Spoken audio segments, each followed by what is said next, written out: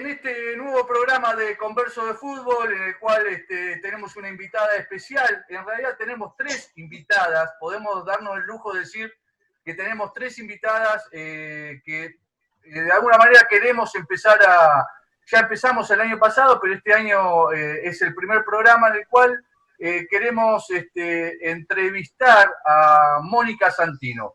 Para eso se nos ocurrió de alguna manera invitar a una organización muy importante en la región, en el Alto Valle. Invitamos a integrantes de la colectiva La Revuelta, en este caso a Yelén Zubrigen, que es jugadora de fútbol, y también a Luz Fernández, que es profesora de educación física. En especial entre los 3 damos el recibimiento a Mónica Santino, que vendría a ser una suma de estas cosas que estoy mencionando: militancia en el fútbol, activista social, feminista, luchadora, directora técnica, jugadora de fútbol. Más no nos puede pedir, ¿no? Así que le damos la bienvenida, te saludamos, Mónica, y recibimos a ustedes, chicas, le damos una bienvenida. ¿Qué tal, Germán? Muchas gracias. Muchas gracias, sí, muy contento por la invitación y la posibilidad de que podamos compartir, ¿no? Experiencias, saberes, porque de eso se trata. ¿Sabes que este tiempo a nosotras por lo menos nos enseñó, ya lo sabíamos, pero creo que ahora caló mucho más profundo la importancia y la fuerza de las redes feministas. Sin redes feministas no estaríamos sobreviviendo, ¿no? Entonces, creo que es fundamental estos encuentros en esta época, porque estamos en lugares distintos, pero miramos el mundo con la misma lente, ¿no? Entonces es importantísimo esto y lo celebro. Bien, chicas. Bueno, nosotras, sí, agradecerte la invitación. Desde la colectiva estamos muy agradecidas, siempre tratando de ocupar los espacios donde nos llaman, porque es importante el lugar que nos dan a las voces de las agrupaciones feministas y de las organizaciones sociales en general. Me parece súper interesante lo que dice Mónica desde lo que es el movimiento socorrista y feminista. Nosotras largamos durante esta cuarentena, estamos cerca, que ha sido también un poco con lo que hemos tratado de hacer, que nos impidió este aislamiento, ¿no? Como estar cerca de las personas que queremos acompañar. Exactamente. Sí, y no dejar, como dice Luz, de ocupar espacios que por lo general están, el fútbol siempre estuvo ligado a varones, entonces me parece que nos puedan dar el lugar también para decir y contar las experiencias que tenemos nosotras a través de ese deporte y de un montón más, me parece que está bueno, así que gracias. Bien. Voy a arrancar con la primera pregunta, porque en realidad es la que más me gusta y la que más me apasiona, y justamente a los que van a escuchar este video, esta charla que tenemos con Mónica, que teníamos un propósito. ¿Te acordás, Mónica, que habíamos dicho en marzo que acá en la universidad hacemos una movida grande en los barrios, hacemos campeonatos, todo, y se pudrió todo? Pero bueno, no nos resignamos, no bajamos los brazos. Nos encanta muchísimo y queremos que de alguna manera saber, para los que están escuchando, la relación de la mezcla de la militancia a través del fútbol, el fútbol como excusa, esa posibilidad, eso que nació en Vicente López y después fuiste a Villa 31, el estar como referente en la lucha feminista, estar como referente en la construcción a través del fútbol, de un fútbol más igualitario, hace de que obviamente nos cuentes un poquito ese paso, ¿no? Cómo se fue construyendo. Sí, a ver, voy a intentar ser sintética porque es un montón, ¿viste? De lo que me preguntás abarca la vida entera.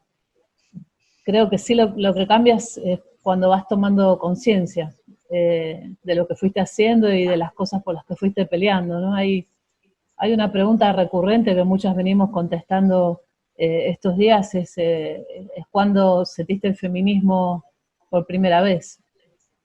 ¿Cuándo fue que toda esa bronca, la tristeza, muchas veces la soledad, encontraste una respuesta política a eso? Y esa respuesta política es haber sentido feminismo en esa primera vuelta, ¿no? Entonces, si lo pongo en términos de cuándo arrancó, pienso que cuando jugaba al fútbol en AFA y nos suspendían los partidos por cualquier cosa y sentías, digamos, la impotencia cuando te sentabas con dirigentes que les importaba poco y nada lo que estabas haciendo, era como si ahí no estuvieras. Si después eso lo pasó a cuando estuvimos la primera vez en la cancha en la Villa 31, que los pibes seguían jugando como si nosotras no estuviéramos ahí. Y después si eso lo hago así como una especie de línea más larga a toda la vida, pienso en todo el tiempo que el patriarcado nos robó en relación al juego, ¿no? Y todo lo que hubo que pelear siempre para jugar. Entonces, creo que con esa vivencia o de ese lugar que la mayoría de nosotras estuvo parada en la vida siempre, ¿no? Como estar parada en la vereda de enfrente, es lo que hace que tengas compromiso político y tengas conciencia de clase, conciencia política y conciencia de género. Y que eso mayormente nos pasa a la mayoría de las mujeres, ¿no? No es, bueno, me alcanza con jugar y nada más. Es como todo eso lo podés problematizar y cuando lo problematizás te das cuenta que tenés una herramienta muy poderosa para transformar la realidad. Y eso es lo que venimos haciendo en la Villa 31 y en la construcción de un colectivo y por qué empezamos a llamar al fútbol feminista, ¿no? Creo que las claves van siendo por ahí y que cada una de nosotras puede hacer un camino descriptivo de estas situaciones, ¿no? Cuando tuvo la primera bronca, cuando consideró que esa bronca podía ser política y con esa política poder transformar el alrededor o lo que tenés al alcance de la mano, ¿no? Y que lo injusto deje de doler. Y me parece que ese compromiso mayormente lo tenemos las mujeres. Bueno, ese es mi perro. La mayoría de nosotras expresamos muchas más ideas políticas, hablamos de sexualidad sin hipocresía, hablamos, decimos, ¿no? Y cuando nos comparamos con el colectivo de varones futbolistas, digamos, el fútbol, si querés, el que conocemos, el que domina todo, podemos decir el hegemónico, no se expresan, no hablan, no dicen, ¿no? Alcanza con jugar y alcanza con la propia parcela, digamos, ¿no? Entonces creo que por haber estado paradas en la vereda de enfrente, por haber sido oprimidas, por ese, si querés, ese robo a posibilidad de jugar otras cosas, hace que seamos estas, con respuesta política, con que te importe la que tenés al lado y con querer transformar la realidad. Creo que sí lo tengo que responder de manera un poco sintética, es eso, pero me parece que es una historia que cada una puede contar desde un camino propio, desde el lugar donde le tocó hacer fútbol, jugar fútbol, y qué respuestas pudo encontrar a ese dolor, a esa bronca, ¿no? A ese sentirte siempre, bueno, que te corrían de la cancha y te dejaban afuera. Como yo tuve la suerte de escucharte en el Congreso de Educación Física que decía hace un ratito, me pareció como súper importante. Yo no soy jugadora de fútbol, me gusta, lo fui en algún momento, pero no, me gusta verlo, me gusta mucho desde hace años, pero me gustan los deportes en general y cómo lo cálido que tienen los deportes en conjunto y las cosas que vas encontrando cuando entras al feminismo. Yo juego al handball desde muy chiquita y empecé a darme cuenta, no sé, de algunas cosas, esto, ¿no? Cómo te encontrás con el machismo dentro del deporte, de por qué la final de los varones se juega en el mejor horario y el mejor día, y a nosotras nos ponen en cualquier cancha y en cualquier lado. Y es indistinto, o sea, el fútbol es algo que culturalmente en este país lo tenemos mucho más cercano y es hasta más fácil de jugar por los espacios donde lo podés adaptar. Pero no es algo que, o sea, a mí me parece fantástico eso, de poder escucharte, que lo podés trasladar a un montón de otros espacios, que no te quedás solamente con el fútbol y empezás a mirar la vida deportiva como un espacio político también, y eso me parece que es súper importante. Sí, porque creo que los escenarios deportivos son fantásticos para explicar las miradas que hubo históricamente sobre nuestros cuerpos, el control social sobre nuestros cuerpos, cómo el deporte también formateó a esta idea del varón que ocupa el espacio público, que es fuerte, es corajudo, no llora, bueno, ¿no? Y ese cuerpo normado así, igual que el nuestro, únicamente pensado para la reproducción, ¿no? Como la maternidad, la única posibilidad de ser. Nosotras eso en el barrio lo constatamos mucho, ¿no? El peso del mandato cultural que tiene la maternidad en el barrio es algo enorme, como que ninguna piba se recibe de mujer si no es madre, ¿no? Entonces, ahí te das cuenta que esas pautas desde la educación física, desde el deporte, para que seamos de una manera, no es una casualidad. Hace muy poquito, como ahora viste que hay más tiempo para leer, ¿no? Y nos están pidiendo escribir montones de cosas, y hay tiempo para hablar de género y deporte, y se está metiendo en agenda, y es importantísimo, ¿no? Hay muchos clubes, sobre todo los más importantes acá en Buenos Aires, que están con espacios feministas, áreas de género, protocolos contra la violencia de género en los clubes, bueno, muchas cosas que eran impensadas, ¿no? Y yo creo que son productos de la militancia. Encontramos por ahí que en Brasil, ¿no? En el año 40 y pico, 47, bajo el gobierno de Getúlio Vargas, hubo una ley que prohibió expresamente jugar al fútbol a las mujeres, en la década del 40. No le quiero pifiar al año. Y era porque lo consideraban un deporte peligroso para lo que podía ser la salud reproductiva, si querés, de las mujeres, ¿no? Que podía afectar un cuerpo que luego no iba a poder embarazarse. Una ley escrita, cuando en ese momento en Río de Janeiro había más de 40 equipos de mujeres jugando. El lugar o el país que le dio nacimiento de origen a la mejor jugadora del mundo durante mucho tiempo, con todo lo que el fútbol significa en Brasil, ¿no? Marta tiene 6 balones de oro, envidiable su carrera comparada con cualquier jugador brasileño, pero cualquier jugador brasileño es mucho más famoso que Marta, ¿no? Y Marta nació en Río de Janeiro, en una favela, ¿no? Y cuando te empezás a trazar esos paralelos decís, wow, bueno, el fútbol en Brasil, el fútbol de mujeres en Brasil, estuvo prohibido casi 40 años. Recién en los años 80 se empezaron a hablar otra vez de equipos, se levantó la prohibición, y en esos 40 años las mujeres jugaron de manera clandestina. Y si jugaban al fútbol era un delito. Es, digamos, impresionante enterarte de esas cosas, ¿no? Y cómo se pueden ir trazando paralelos en función a cómo nos dijeron que teníamos que ser siempre y cómo nos teníamos que comportar. Bien. Te llevo, digamos, ayer o en esta semana se cumplen 10 años de la aprobación de la ley de matrimonio igualitario, y a propósito de la pandemia, a propósito de la historia de lo que es el fútbol femenino, porque de alguna manera generalmente los medios de comunicación creen que la historia empezó el año pasado, ¿no? Bueno, parece que el fútbol femenino sumerge y aparece en estos últimos años, pero hay un anclaje ya desde el año 70 con esa maravillosa selección femenina que fue a pelear casi como gladiadoras a México. Después la actividad tuya, el tema de las elecciones, hasta hoy poder decir lo que pasó el año pasado, bueno, la pelea de Macarena Sánchez, el tema de la pelea de poder conquistar espacios y visibilizar algo que lo que tiene que ver con contratos, subcontratos, a pesar que está en mitad de camino, es de alguna manera visibilización y aparte conquistas. ¿Qué balance podés hacer en ese sentido? Obviamente hablando del 2019, porque el 2020 no pasó absolutamente nada, ¿no? Pero ¿por qué lo traigo? Porque de alguna manera, ojalá que se haga pandemia esto, ¿no? O sea, que dentro de 10 años esto que estamos hablando ahora sea un recuerdo y se masifique. ¿Cuál crees cuál es la perspectiva que se ve, Mónica?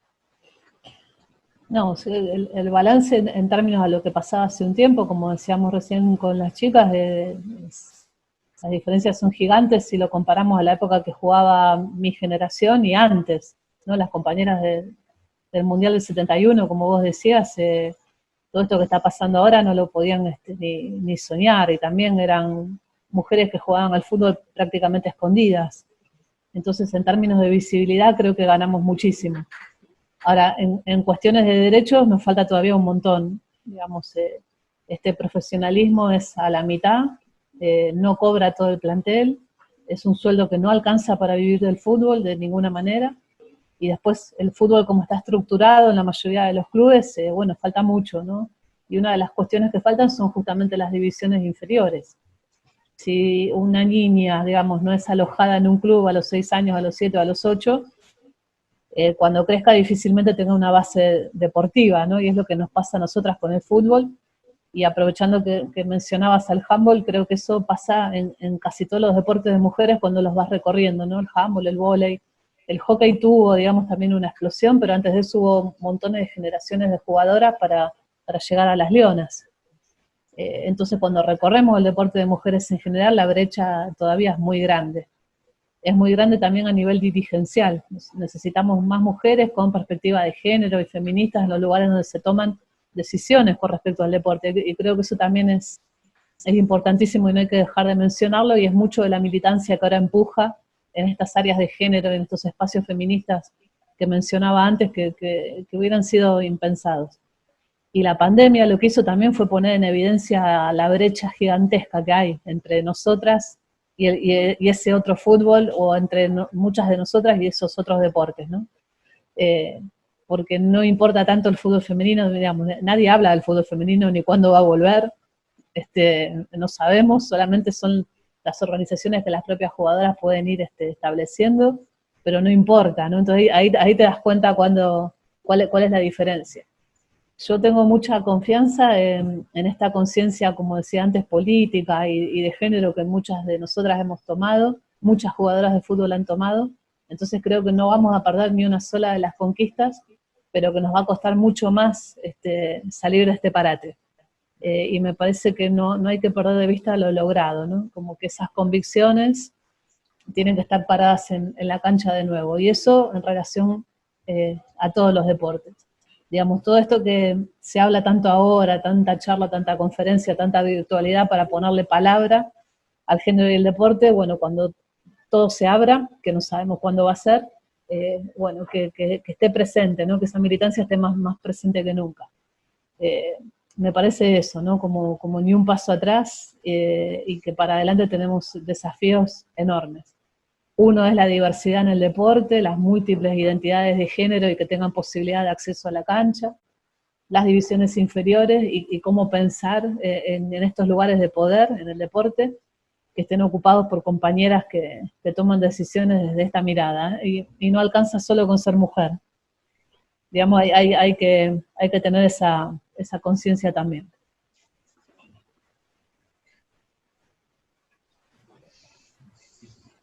Bien. Chicas, ¿algo para aportar?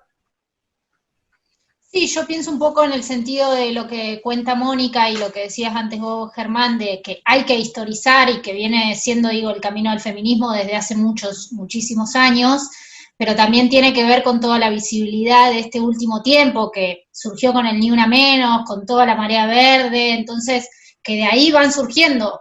Claramente hay un trabajo hecho desde hace muchos años, como sabemos que viene haciendo Mónica y un montón de compañeras más, pero creo que ahora que se pueda visibilizar, digo, que hayan transmitido los partidos de la selección argentina por cable, muestra evidentemente que hay cosas que se van moviendo, o sea, que hay límites que seguimos cruzando y que seguimos conquistando, y me parece que, como dice Mónica, hay que seguir en esa línea, seguir copando lugares, que haya dirigentes que tengan perspectiva de género a la hora de decidir y de tomar decisiones, porque si no termina siendo medio que los varones toman decisiones sobre el fútbol femenino cuando no saben de qué se trata, por decirlo de alguna manera. Entonces, me parece que eso, y las diversidades en la cancha también es súper importante, como seguir conquistando espacios, me parece que tiene que ser como la mirada después de esta pandemia, que ningún paso atrás y muchos más para adelante.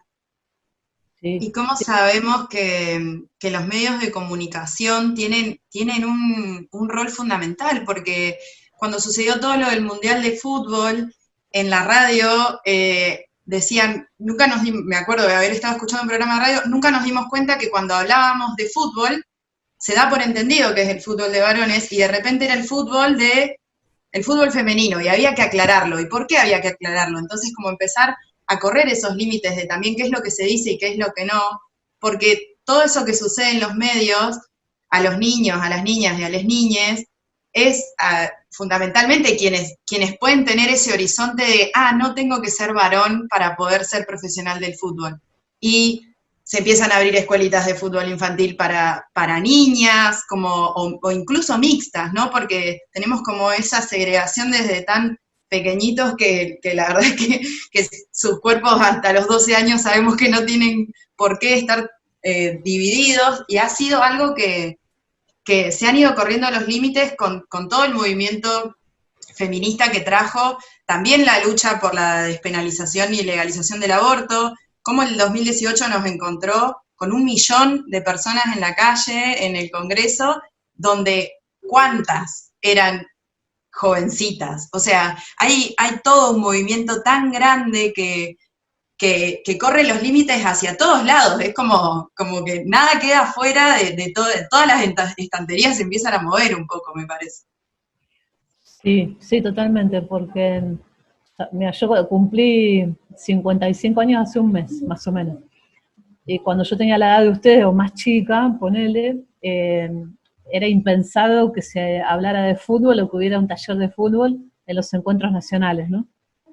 Pero ni pensado. Y para mi gusto, o por lo menos desde mi óptica, si bien el movimiento feminista en Argentina tuvo, digamos, como momentos importantísimos en su historia, para mí era un feminismo muy, muy blanco, muy académico, y que expulsaba, ¿no? Esa era mi sensación cuando era más piba. Y el fútbol era visto como algo tan de varones y algo como de poca importancia, ¿no? Que se descartaba directamente. Entonces yo creo que la popularización del feminismo, el Ni Una Menos, el 2015, la cantidad de pibas y pibas en la calle y todo esto que pasó, fue mucho del empuje para que el derecho al juego entrara en agenda del movimiento de mujeres. Y creo que eso es importantísimo y que fue también por la militancia de muchas, pero que ese quiebre de 2015, donde se abre, digamos, el feminismo a una masa, ¿no? y a un movimiento popular, fue clave. Entonces, venimos celebrando desde Trelew para acá un taller de fútbol y feminismo en el encuentro. En Trelew fue el primero y el año pasado en La Plata.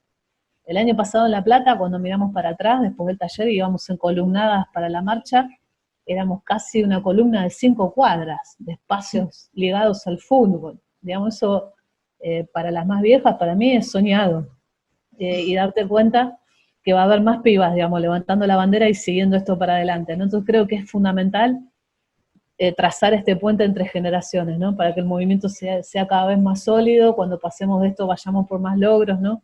Y todos estos pasos adelante que decimos, me parece que la clave es la historicidad y cómo ir tendiendo puentes entre lo que hicimos unas y otras, ¿no? Creo que eso es fundamental. Y que, por ejemplo, hoy pibas chiquitas sepan quiénes son las jugadoras de la selección y que tengan referentes jugadoras de la selección, algo que a nosotras no nos pasaba, ¿no? Ahí es donde empezás a ver esos cambios culturales y creo que es muy, muy importante. Muy bien.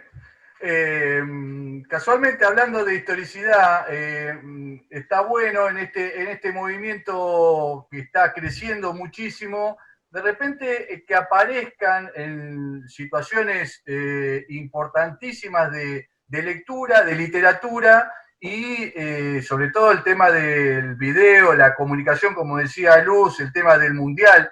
Yo recuerdo que cuando jugó en Francia, que se empata 3-3, me acuerdo que estaba en una panadería y se gritó a viva voz el gol, el último gol, el del empate. ¿Viste? Vos decís, cuando eso se ancla en el pueblo, me parece importantísimo, porque la mayoría de los televisores la gente estaba mirando el partido, ¿no? Eso queda, eso de alguna manera se va a alimentar y va a ir creciendo. Pero lo que tenga que ver con la literatura, hay dos puntos muy importantes. Uno es la historicidad acerca de un libro que publicó Ayelén Pujol, me gustaría que vos dieras tu opinión, y el tema de Pelota de Papel 3, que de alguna manera también hay cuentos en el cual en el programa Maruja García siempre cuenta algo y lo lee, a lo cual nos parece interesantísimo, es decir, que se vayan anclando cosas para que otras generaciones vayan sumando esto, ¿no? Es decir, me parecen dos puntos importantísimos. Me gustaría que opinaras un poco del libro de Ayelén Pujol y obviamente de pelota de papel que vos participás. Sí, creo que la incursión de compañeras a la literatura de la pelota es fundamental, ¿no? Argentina es un país de literatura de pelota, que no hay en otros países, ¿no? Cuando vos recorres acá hay enormes escritores referidos al fútbol, ¿no? Desde Fontana Rosa, Osvaldo Soriano, hasta Sacheri, ¿no? Un poco más acá.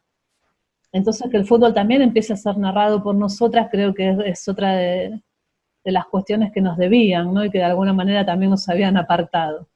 El libro de Ayelén es muy importante. El libro de Ayelén recopila o trata de juntar casi 100 años de historia del fútbol femenino en Argentina. No empezó en el 2019, como decías, con el anuncio de la profesionalización, es mucho antes. Entonces encontrás ahí un recorrido, que yo creo que es un libro de cabecera para muchas de nosotras. Es muy importante ese trabajo. Y Pelota de Papel, el 3, porque hubo otros 2 antes, pero el 3 es un libro de cuentos entero escrito por jugadoras de fútbol. Entonces creo que también ahí hay una importancia vital porque es la historia de la mayoría en relación a todo lo que le costó jugar a la pelota y lo que pudo hacer con eso, ¿no? Entonces creo que son 2 muestras de que las mujeres jugamos el fútbol y también escribimos fútbol y también pensamos fútbol y hablamos de fútbol, ¿no? Entonces me parece que eso tiene que ser una invitación para que se escriba más.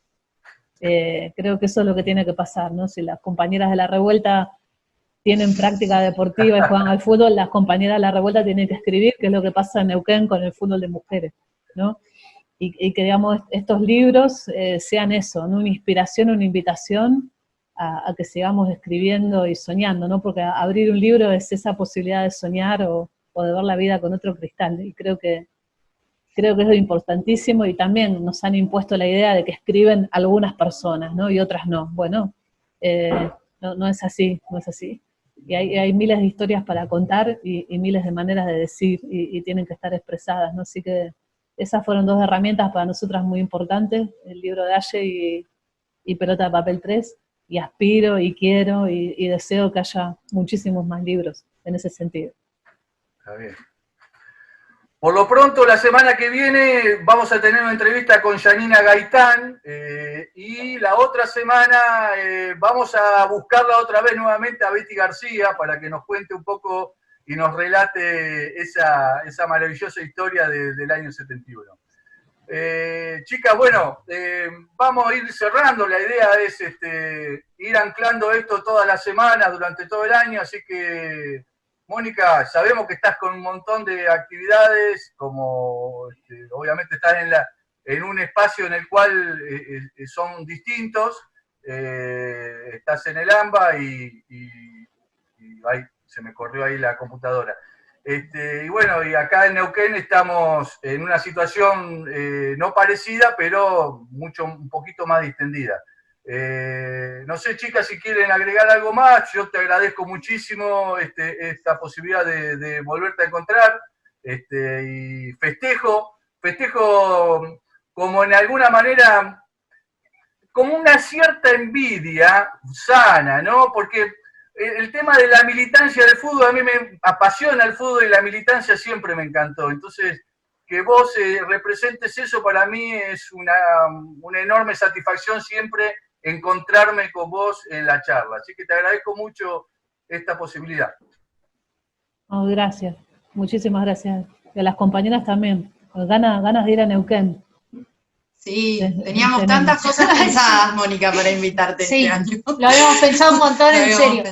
Ustedes estuvieron en Buenos Aires en febrero, que fue una compañera de la nuestra.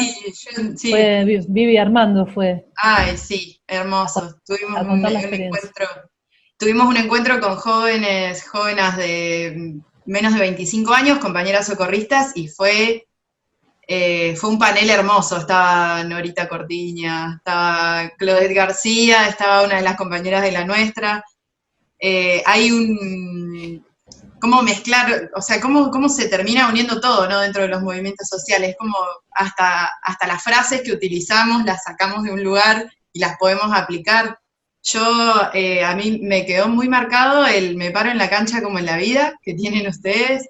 Creo que es como hasta un lema de vida dentro de la cancha, del espacio que sea. Es un poco lo que dije al principio.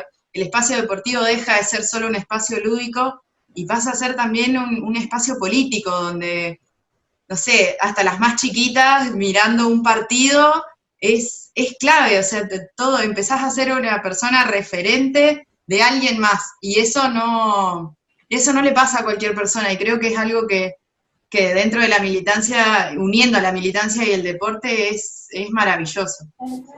Completamente. La frase la dijo una piba, ¿no? de apenas 14 años, un día que paramos el entrenamiento y estábamos pensando y hablando, ¿no? Y estos espacios de taller, y nos quedó como una frase política, ¿no? Es importantísima. Vivi Armando está pasando un momento triste, perdió a su mamá en la pandemia por el COVID.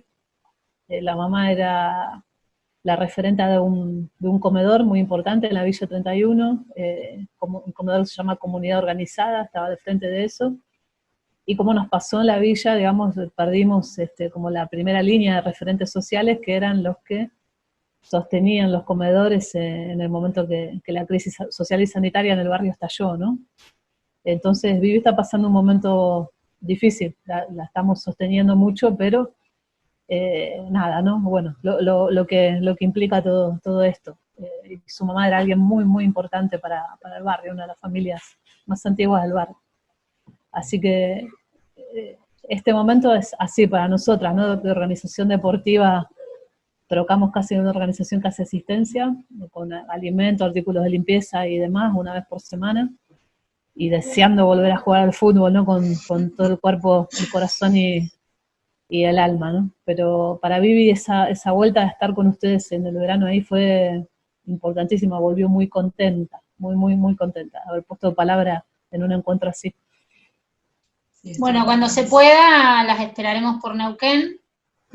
Gracias, Mónica, gracias, Germán, y gracias, Mónica, porque, haber puesto el feminismo en el fútbol hace que muchas que cuando jugábamos que éramos chiquitas y que era jugar solo con varones, y no había otra opción que con varones, ahora hay torneos en Neuquén organizados por pibas, o sea, por mujeres, entonces me parece que vamos corriendo siempre un poquito más, así que gracias por eso. No, a ustedes mil gracias, por esto lo seguimos tejiendo juntas, es así. Así que espero que nos encontremos pronto. Claro que sí. Bien, vamos cerrando entonces gracias por la charla. Nos vamos a ir con el gol del empate. Lo vamos a poner cuando termina el gol del empate que festejamos todos, y con eso damos por terminada esta charla. Les agradezco mucho, chicas, y les mando un abrazo enorme. Nos quedamos a verlo y a gritarlo de nuevo. ¡Oh, juremos con gloria a morir! ¡Oh, juremos con gloria a morir! ¡Oh, juremos con gloria a morir! La pelota le parecía que le quedaba atrás, pese a eso, que tuvo toda la confianza del mundo, goleadora como es, para clavarla. Se complicó Alexander entre el travesaño y esa pelota. La selección argentina demostrando muestras fehacientes de ser un equipo valiente.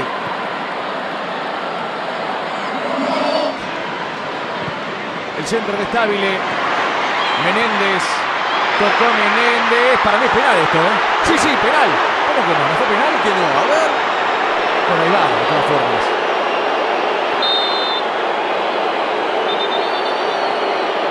Fíjense. Continúa el movimiento, toca la pelota, pero también toca el tobillo. Sí, da esa sensación. En esta cámara al menos. Sí. A ver, ¿qué dice?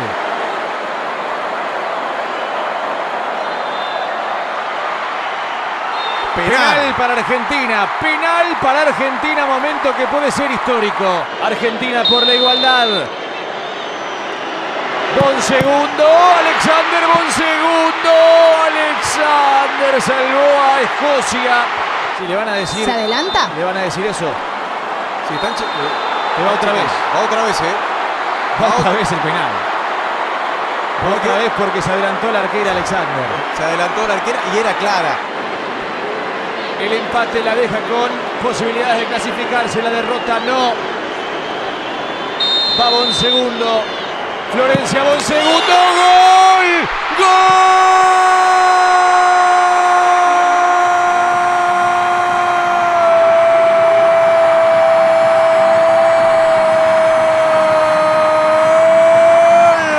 De Argentina, Bonsegundo.